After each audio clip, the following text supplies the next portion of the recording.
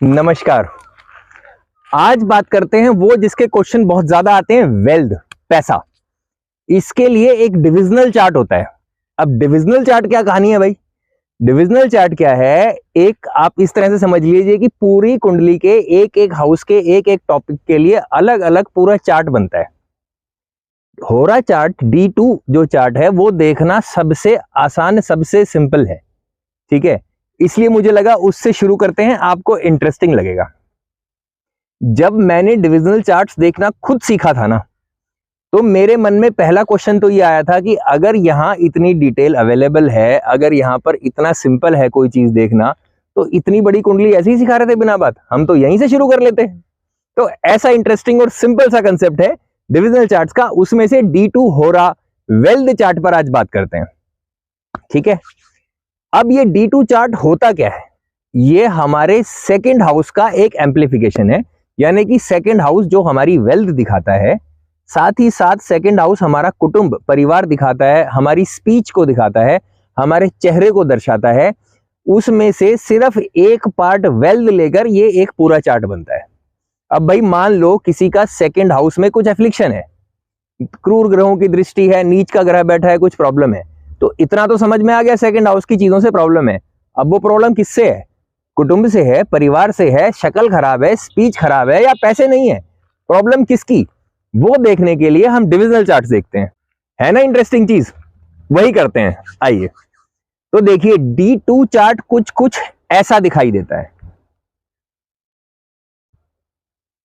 कहीं कहीं पर ऐसा भी मिलेगा। दोनों को आप देखेंगे तो आपको पता चलेगा एक जगह पे पूरी कुंडली के 12 घर की टाइप की शेप बनी हुई है, डिजाइन लेआउट वैसा है। उसमें से 2 बॉक्सेस में 4 और 5 में सारे ग्रह हैं, दूसरे में आप देखेंगे सिर्फ डब्बे ही 2 बने हैं, 4 नंबर और 5 नंबर उसके अंदर लिखा हुआ है और कुछ कुछ ग्रह बैठे हुए हैं। बात एक ही है। ठीक है, जो पहले वाला था जिसमें वो डब्बे शेप्स बने हुए थे, उसमें एक चीज और होती है, क्योंकि उसमें पहले घर में कुछ ना कुछ आया था तो हमें ऐसा लगता है कि वो लग्न है, लेकिन लग्न का इसमें कंसेप्ट होता नहीं है। फिर भी अगर आपको मतलब समझना चाहे तो मैं कैलकुलेशन बता देता हूं 1 मिनट में। हालांकि इस कैलकुलेशन की जरूरत नहीं पड़ेगी, क्योंकि सारी वेबसाइट, सारे सॉफ्टवेयर ये फ्री में बना के देते हैं, तो हमें कैलकुलेशन की आज के टाइम में इसकी जरूरत नहीं है। सिंपल सा इसका कंसेप्ट है, 1 से लेके 15 डिग्री के बीच में जो आपका लग्न है, जैसे कि ये चार्ट देख लीजिए, इसमें आपको दिख रहा है ऊपर सेंटर में लग्न लिखा हुआ है, 12 नंबर लिखा हुआ है, और लग्न LA के ऊपर 11 डिग्री लिखा हुआ है। तो ये क्या है? ये 12वीं राशि का यानी कि मीन राशि का लग्न है 11 डिग्री का। सिंपल सा बात। अब यही आपको ध्यान से देखना है अपनी राशि में, अपनी कुंडली में, कि लग्न कौन सा है, किस राशि का है और कितने डिग्री का है। ठीक है, अब ये राशि अगर एक ऑड नंबर की राशि है, यानी कि ऑड इवन क्या होते हैं, जैसे हिंदी में सम और विषम संख्याएं कहा जाता है, वही ऑड इवन होते हैं। ऑड मतलब 1, 3, 5, 7, 9, 11 नंबर की जो राशियां हैं वो ऑड राशियां हो गई, और 2, 4, 6, 8, 10, 12 नंबर की जो राशियां हैं वो इवन राशियां हो गई। ठीक है, तो अगर ऑड राशि का लग्न है, यानी कि 1, 3, 5, 7, 9, 11 में से कोई नंबर लग्न में लिखा हुआ है और 15 डिग्री से कम का है, ऑड राशि 15 डिग्री से कम, तो होरा चार्ट बनेगा सिंह लग्न का, यानी कि उसमें लग्न में 5 लिखा होगा। और अगर वो नंबर 15 से ऊपर का है ऑड नंबर की राशि में, तो लग्न में 4 नंबर लिखा होगा। बस एकदम इसका उल्टा इवन नंबर की राशियों में हो जाएगा, यानी कि 1 से 15 डिग्री तक है तो 4 नंबर लिखा होगा, और 15 से ऊपर का है तो 5 नंबर लग्न में लिखा होगा। बस। अब ये मैं नंबर लिखा हुआ इसलिए बोल रहा हूं क्योंकि लग्न से आप इसको रिलेट कर रहे होंगे, पर इसको हम लग्न नहीं कहते, इसको हम 4 और 5 राशि भी नहीं कहते। मतलब हम इसको कर्क राशि या मीन राशि, कर्क राशि या सिंह राशि नहीं कहते। हम इसको कहते हैं 4 लिखा है तो चंद्रमा का होरा, 5 लिखा है तो सूर्य का होरा।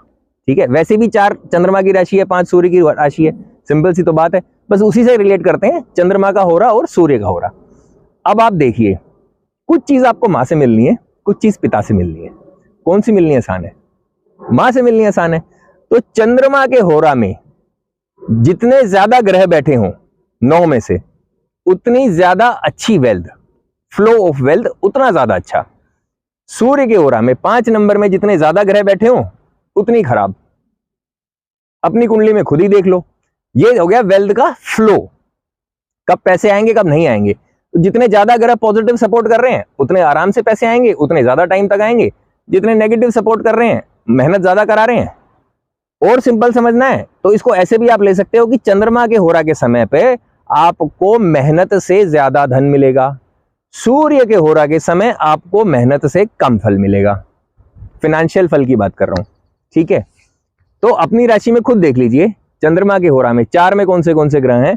उस समय पर आप जब अपनी कुंडली में महादशा अंतरदशा देखेंगे, अगर महादशा का स्वामी और अंतरदशा का स्वामी दोनों चंद्रमा के होरा में आते हैं, उस टाइम पर आपको खुल के पैसे आए होंगे। और अगर सूर्य के होरा में आते हैं तो कम पैसे आए होंगे, नौकरी छुट्टी होगी, प्रमोशन रुकी होगी, कोई लॉस हुआ होगा, कहीं नुकसान हुआ होगा, फ्लो ऑफ वेल्थ में प्रॉब्लम आई होगी। हाँ, इसमें कंफ्यूजन कब आता है? इसमें कंफ्यूजन जब आता है जब मैंने महादशा अंतरदशा तो बोल दिया बहुत सिंपल से, लेकिन जब आप अपनी कुंडली में देखोगे तो 70-80% कुंडली में क्या होगा, महादशा वाला 4 या 5 में होगा और अंतरदशा वाला दूसरे में होगा। अब क्या करें? अब षडबल देख लो, दोनों में से जिसका षडबल ज्यादा है उसके रिजल्ट। तो इस तरह से करके आप अपनी कुंडली में खुद देख सकते हैं। इसमें योग भी कुछ बहुत अच्छे कॉम्बिनेशंस बनते हैं। जैसे कि एक एग्जांपल आपको बताता हूं, हमारा अपनी राशि चार्ट को देखिएगा, जो मैंने पहले दिखाया था ना, ये वाला, इस राशि चार्ट को देखिएगा। इसमें लग्न का स्वामी कौन है? 12 नंबर लिखा है, मतलब कि मीन राशि लग्न में, यानी कि बृहस्पति स्वामी है मीन राशि के, पाइसेस साइन के। और वेल्थ का हाउस कौन सा होता है? सेकंड हाउस होता है। चाहे तो मेरा वीडियो देख सकते हैं, सारे हाउसेस के ऊपर अलग अलग भी बनाया है, एक कंबाइंड भी बनाया है। वेल्थ का हाउस होता है सेकंड हाउस, ठीक है। तो सेकंड हाउस के लॉर्ड को क्या बोलेंगे? धन भाव है। तो धन भाव को हम बोलेंगे धनेश। ये संस्कृत में बोलने की टर्मिनोलॉजी है, मतलब वही है सेकंड लॉर्ड, सेकंड हाउस का लॉर्ड। तो इसमें सेकंड हाउस में क्या राशि है? 1 लिखा है ना, एरीज साइन, मेष राशि है। इसका स्वामी कौन? मंगल।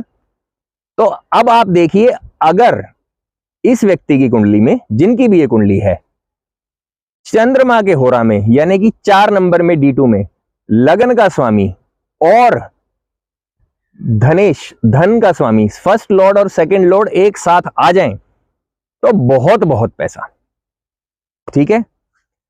अगर धन का स्वामी धनेश और बृहस्पति जुपिटर साथ आ जाएं तो पिता से पैसा मिलेगा।